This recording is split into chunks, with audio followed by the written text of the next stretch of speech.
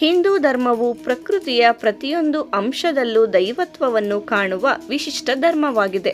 ಗಾಳಿ, ನೀರು, ಬೆಂಕಿ, ಭೂಮಿ, ಆಕಾಶ ಮಾತ್ರವಲ್ಲದೆ ಮರಗಳು, ಗಿಡಗಳು, ನದಿಗಳು ಕೂಡ ಪೂಜ್ಯವಾಗಿವೆ. ಇಂತಹ ಪವಿತ್ರ ಸಸ್ಯಗಳ ಸಾಲಿನಲ್ಲಿ ತುಳಸಿಗೆ ಅಂದರೆ ವೃಂದಾದೇವಿಗೆ ಅಗ್ರ ಸ್ಥಾನವಿದೆ. ತುಳಸಿ ಕೇವಲ ಔಷಧೀಯ ಗುಣಗಳನ್ನು ಹೊಂದಿದ ಸಸ್ಯವಲ್ಲ, ಅದು ಧಾರ್ಮಿಕ, ಆಧ್ಯಾತ್ಮಿಕ, ಸಾಂಸ್ಕೃತಿಕ ಮತ್ತು ಸಾಮಾಜಿಕ ಮೌಲ್ಯಗಳ ಪ್ರತೀಕವಾಗಿದೆ.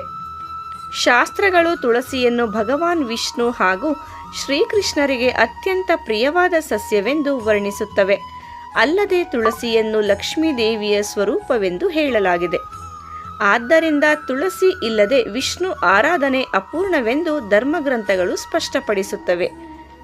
ಈ ವಿಡಿಯೋದಲ್ಲಿ ತುಳಸಿಯ ಧಾರ್ಮಿಕ ಮಹತ್ವ, ಪೌರಾಣಿಕ ಹಿನ್ನೆಲೆ, ಪೂಜಾ ವಿಧಾನಗಳು, ನಿತ್ಯ ಆಚರಣೆಗಳು, ಸಾಮಾಜಿಕ ಮತ್ತು ವೈಜ್ಞಾನಿಕ ಅಂಶಗಳು ಹಾಗೂ ಇಂದಿನ ಜೀವನದಲ್ಲಿ ತುಳಸಿಯ ಪಾತ್ರವನ್ನು ವಿಸ್ತೃತವಾಗಿ ವಿವೇಚಿಸಲಾಗುತ್ತದೆ.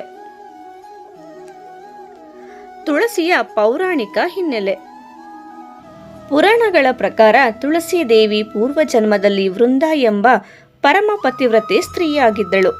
ಆಕೆಯ ಭಕ್ತಿಯಿಂದ ಮತ್ತು ಪಾವಿತ್ರದಿಂದಲೇ ಆಕೆಯ ಪತಿ ಅಜೇಯನಾಗಿದ್ದನು. ಆದರೆ ದೇವತೆಗಳ ಹಿತಕ್ಕಾಗಿ ವಿಷ್ಣು ಭಗವಂತನು ಮಾಯೆಯಿಂದ ಆಕೆಯ ಪತಿವ್ರತೆಯನ್ನು ಭಂಗಪಡಿಸಿದನು. ನಂತರ ವೃಂದೆಯ ಶಾಪದಿಂದ ವಿಷ್ಣು ಭಗವಂತನು ಶಿಲೆಯಾಗಿದ್ದು, ವೃಂದೆಯೇ ತುಳಸಿಯಾಗಿ ಭೂಮಿಯಲ್ಲಿ ಅವತರಿಸಿದಳು. ಈ ಕಾರಣದಿಂದಲೇ ತುಳಸಿಯನ್ನು ವಿಷ್ಣುವಿನ ಅತ್ಯಂತ ಪ್ರಿಯವಾದ ಸಸ್ಯವೆಂದು ಪೂಜಿಸಲಾಗುತ್ತದೆ.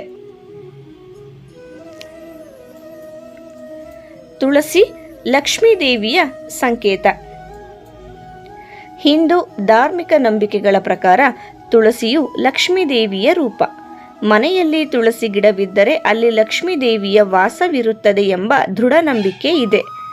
ತುಳಸಿಯನ್ನು ನಿತ್ಯ ಪೂಜಿಸುವ ಮನೆಗಳಲ್ಲಿ ದಾರಿದ್ರ್ಯ, ಕಲಹ, ಅಶಾಂತಿ ನೆಲೆಸುವುದಿಲ್ಲ ಎಂದು ಹಿರಿಯರು ಹೇಳುತ್ತಾರೆ. ತುಳಸಿಯು ಶುದ್ಧತೆ, ಸಾತ್ವಿಕತೆ ಮತ್ತು ಪಾವಿತ್ರ್ಯದ ಪ್ರತೀಕವಾಗಿದೆ. ಈ ಕಾರಣದಿಂದಲೇ ಮನೆ ಮಂದಿ ಪ್ರತಿದಿನ ತುಳಸಿ ಮುಂದೆ ದೀಪ ಹಚ್ಚಿ ನೀರನ್ನು ಅರ್ಪಿಸಿ ಪ್ರಾರ್ಥನೆ ಸಲ್ಲಿಸುವ ಪರಂಪರೆ ಬೆಳೆದು ಬಂದಿದೆ.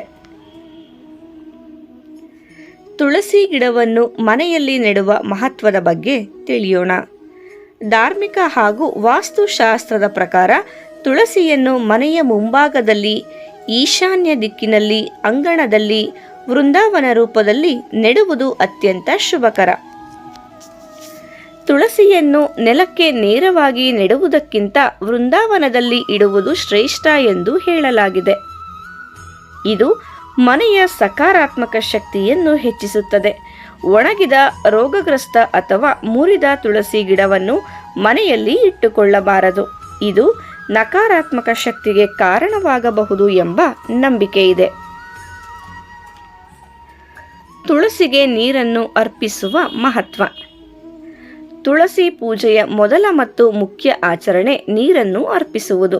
ಪ್ರತಿದಿನ ಬೆಳಗ್ಗೆ ಶುದ್ಧ ನೀರನ್ನು ತುಳಸಿ ಗಿಡಕ್ಕೆ ಅರ್ಪಿಸುವುದರಿಂದ ಮನಸ್ಸಿಗೆ ಶಾಂತಿ ದೊರೆಯುತ್ತದೆ, ಕುಟುಂಬದಲ್ಲಿ ನೆಮ್ಮದಿ ನೆಲೆಸುತ್ತದೆ, ತುಳಸಿ ದೇವಿಯ ಆಶೀರ್ವಾದ ಲಭಿಸುತ್ತದೆ.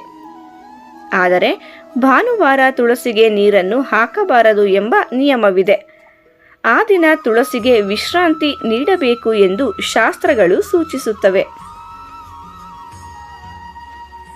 ತುಳಸಿಯ ಮುಂದೆ ದೀಪ ಬೆಳಗಿಸುವ ಪರಂಪರೆ.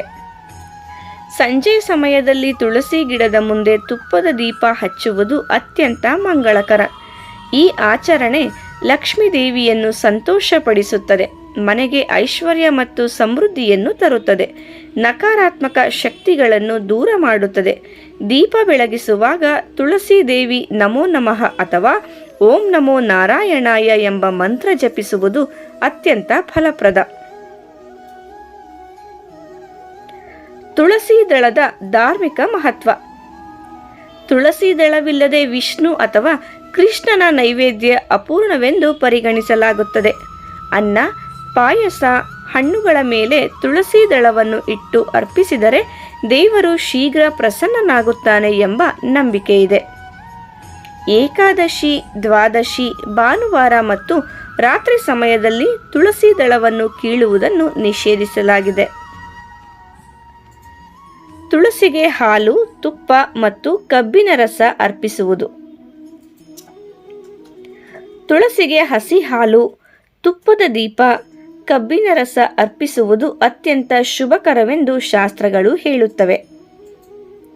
ಇದರಿಂದ ಮನೆಯಲ್ಲಿ ಸುಖ, ಸಂತೋಷ, ಆರ್ಥಿಕ ಅಭಿವೃದ್ಧಿ ಮತ್ತು ಕುಟುಂಬದ ಒಗ್ಗಟ್ಟು ಹೆಚ್ಚಾಗುತ್ತದೆ. ತುಳಸಿ ಪ್ರದಕ್ಷಿಣೆ. ಪ್ರತಿದಿನ ತುಳಸಿ ಗಿಡಕ್ಕೆ 3, 5 ಅಥವಾ 11 ಪ್ರದಕ್ಷಿಣೆ ಮಾಡುವುದರಿಂದ ಪಾಪ ಕ್ಷಯವಾಗುತ್ತದೆ, ಮನಸ್ಸಿಗೆ ನೆಮ್ಮದಿ ದೊರೆಯುತ್ತದೆ, ವಿಷ್ಣುವಿನ ಕೃಪೆ ಲಭಿಸುತ್ತದೆ. ಪ್ರದಕ್ಷಿಣೆ ಮಾಡುವಾಗ ಭಕ್ತಿಯಿಂದ ಮಂತ್ರ ಜಪ ಮಾಡುವುದು ವಿಶೇಷ ಫಲವನ್ನು ನೀಡುತ್ತದೆ.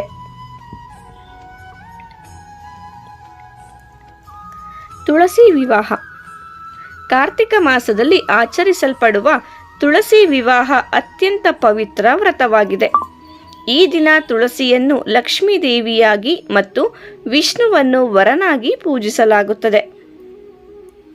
ಈ ವ್ರತದಿಂದ ವೈವಾಹಿಕ ಜೀವನ ಸುಖಮಯವಾಗುತ್ತದೆ, ಸಂತಾನ ಭಾಗ್ಯ ಲಭಿಸುತ್ತದೆ, ದಾರಿದ್ರ್ಯ ನಿವಾರಣೆಯಾಗುತ್ತದೆ. ಹೆಣ್ಣು ಮಕ್ಕಳು ವಿಶೇಷವಾಗಿ ಈ ವ್ರತವನ್ನು ಭಕ್ತಿಯಿಂದ ಆಚರಿಸುತ್ತಾರೆ. ತುಳಸಿ ಮತ್ತು ಆಧ್ಯಾತ್ಮಿಕ ಸಾಧನೆ. ತುಳಸಿ ಗಿಡದ ಮುಂದೆ ಕುಳಿತು ವಿಷ್ಣು ಸಹಸ್ರನಾಮ, ಕೃಷ್ಣನಾಮ ಜಪ, ಧ್ಯಾನ ಮಾಡುವುದರಿಂದ ಮನಸ್ಸಿಗೆ ಅಪಾರ ಶಾಂತಿ ದೊರೆಯುತ್ತದೆ. ತುಳಸಿ ಇರುವ ವಾತಾವರಣದಲ್ಲಿ ಧ್ಯಾನ ಮಾಡುವುದು ಸುಲಭವಾಗುತ್ತದೆ ಎಂಬ ನಂಬಿಕೆ ಇದೆ. ತುಳಸಿಯ ಸಾಮಾಜಿಕ ಮತ್ತು ವೈಜ್ಞಾನಿಕ ಮಹತ್ವದ ಬಗ್ಗೆ ಒಂದಿಷ್ಟು ಮಾಹಿತಿಯನ್ನು ತಿಳಿಯೋಣ. ಧಾರ್ಮಿಕ ಮಹತ್ವದ ಜೊತೆಗೆ ತುಳಸಿಗೆ ವೈಜ್ಞಾನಿಕ ಮಹತ್ವವು ಅಪಾರವಾಗಿದೆ. ತುಳಸಿ ವಾಯುವನ್ನು ಶುದ್ಧಗೊಳಿಸುತ್ತದೆ, ರೋಗ ನಿರೋಧಕ ಶಕ್ತಿಯನ್ನು ಹೆಚ್ಚಿಸುತ್ತದೆ, ಪರಿಸರ ಸಮತೋಲನಕ್ಕೆ ಸಹಾಯ ಮಾಡುತ್ತದೆ. ಹಿಂದೂ ಧರ್ಮದ ಹೆಸರಿನಲ್ಲಿ ಪರಿಸರ ಸಂರಕ್ಷಣೆಯನ್ನು ಕಲಿಸಿದ್ದನ್ನು ತುಳಸಿ ಸ್ಪಷ್ಟವಾಗಿ ತೋರಿಸುತ್ತದೆ. ತುಳಸಿ ಕೇವಲ ಒಂದು ಗಿಡವಲ್ಲ, ಅದು ಹಿಂದೂ ಧರ್ಮದ ಆತ್ಮಸತ್ವ. ತುಳಸಿ ಪೂಜೆ ಮನುಷ್ಯನ ಜೀವನದಲ್ಲಿ ಶಿಸ್ತು, ಶುದ್ಧತೆ, ಭಕ್ತಿ ಮತ್ತು ನೆಮ್ಮದಿಯನ್ನು ತರುತ್ತದೆ. ಇಂದಿನ ಆಧುನಿಕ ಜೀವನದಲ್ಲಿಯೂ ತುಳಸಿಯ ಮಹತ್ವ ಕಡಿಮೆಯಾಗಿಲ್ಲ. ನಿತ್ಯ ತುಳಸಿ ಪೂಜೆ ಮಾಡಿದರೆ ಮನೆಯಲ್ಲಿ ಸುಖ, ಶಾಂತಿ ನೆಲೆಸುತ್ತದೆ, ದೈವಿಕ ಕೃಪೆ ದೊರೆಯುತ್ತದೆ, ಜೀವನದಲ್ಲಿ ಸಾತ್ವಿಕತೆ ಬೆಳೆಯುತ್ತದೆ. ಅಂತೆಯೇ ತುಳಸಿಯನ್ನು ಗೌರವಿಸುವುದು ಎಂದರೆ ಪ್ರಕೃತಿಯನ್ನು ಗೌರವಿಸುವುದೇ ಆಗಿದೆ. ಇದೇ ರೀತಿ ಇನ್ನಷ್ಟು ಉಪಯುಕ್ತ ಮಾಹಿತಿಗಳಿಗಾಗಿ ನಮ್ಮ ಚಾನಲನ್ನು ಸಬ್ಸ್ಕ್ರೈಬ್ ಮಾಡಿ. ಮತ್ತೆ ಭೇಟಿಯಾಗೋಣ. ಧನ್ಯವಾದಗಳು.